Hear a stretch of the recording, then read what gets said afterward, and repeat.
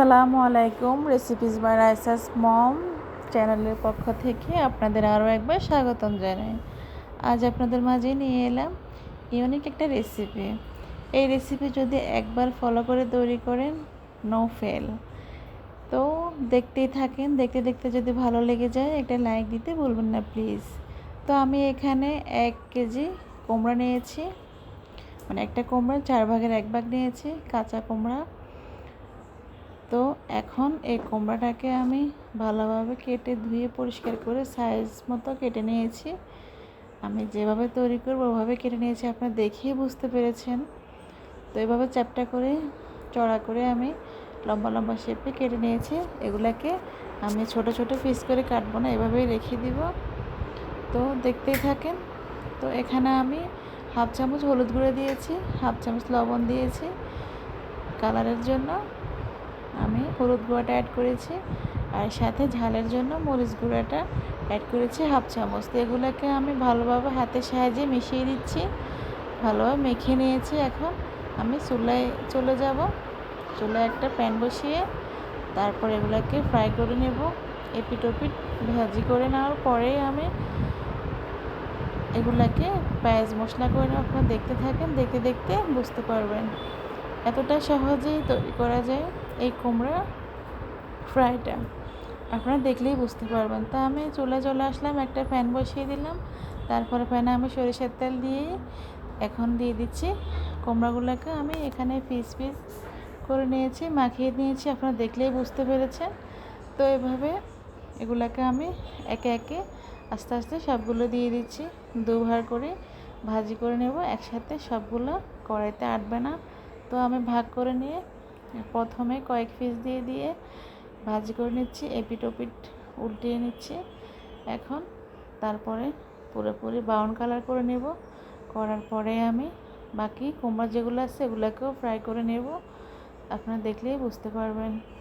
তো আমার আজকের এই কুমড়া ভুনা রেসিপি যদি আপনাদের ভালো লেগে যায় তাহলে আমার ছোট্ট চ্যানেলটি সাবস্ক্রাইব করে আমার পাশেই থেকে যেতে পারেন।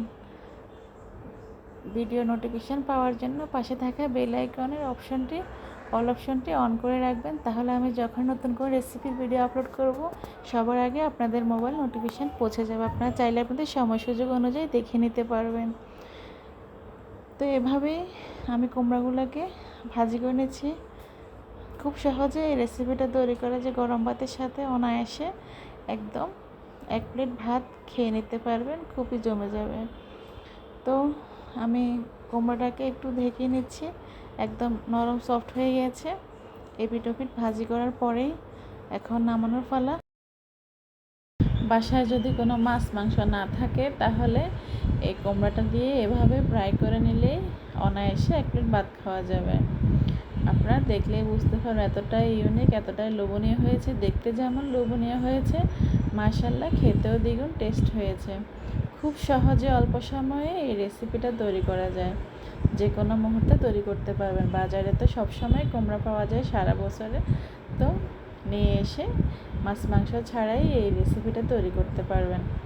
তো দেখতেই থাকেন, যদি ভালো লেগে যায় একটা লাইক দিবেন প্লিজ। তো যেখান থেকে আমার এই রেসিপিটা দেখতেছেন, দেশ কিংবা বিদেশ থেকে, দূর কিংবা কাছে থেকে, যেখান থেকে দেখতেছেন সবার প্রতি শ্রদ্ধা ভালোবাসা রইল। আর আমার রেসিপি যদি ভালো লেগে যায় তাহলে আমার সাথেই থাকবেন। তো আমার প্রথম স্টেপ ভাজি করা হয়ে গেছে। এখন আমি দ্বিতীয় যে কুমড়াগুলো ছিল বাকি ওগুলোও ভাজি করা হয়ে গেছে অফ ক্যামেরায়। এখন আমি নামিয়ে নিয়েছি। আপনারা দেখতে থাকেন, কোনো অংশ মিস করবে না, স্কিপ করবে না, দেখলেই বুঝতে পারবেন। খুব সহজে কুমড়াটা আমি ভাজি করে নিয়েছি। এভাবেও চাইলে খাওয়া যাবে এবং ভর্তাও তৈরি করতে পারবেন এভাবে। তো আমি ভর্তা তৈরি করব না, এভাবে একদম শুধু ভাজি করে খাবো না। আমি এখন এখানে পেঁয়াজ কাঁচামরিচকে ভুনা করে সাথে মশলা, সব ধরনের মশলা দিয়েই আপনারা দেখলে বুঝতে পারবেন, সব কিছু দিয়ে আমি ভুনা করে নেব এগুলাকে শুকনা শুকনা।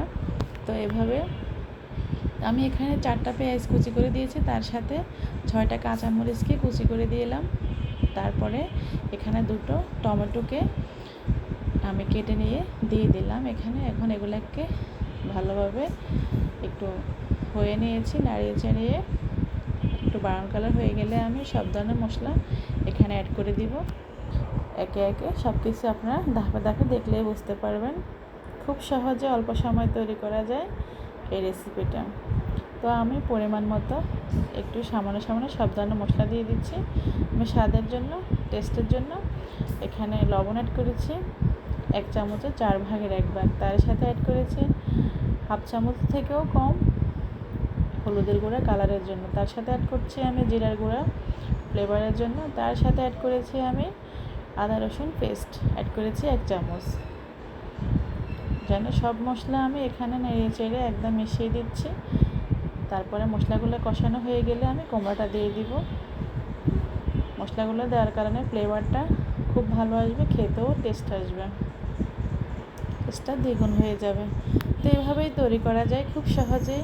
আপনারা চাইলে যে কোনো সময় যে কোনো টাইমে তৈরি করে নিতে পারেন। গরম ভাতের সাথে খাবেন। তবে কমেন্টে জানিয়ে দিবেন দেখতে কেমন হয়েছে। তো তৈরি করে খেয়ে কমেন্ট করে জানিয়ে দিবেন আমার আজকের রেসিপিটা কেমন লাগলো আপনাদের থেকে। তো আজকের জন্য এখানে বিদায় নিব। আগামী কোনো রেসিপি আমন্ত্রণ রইল সবার প্রতি দেখার জন্য।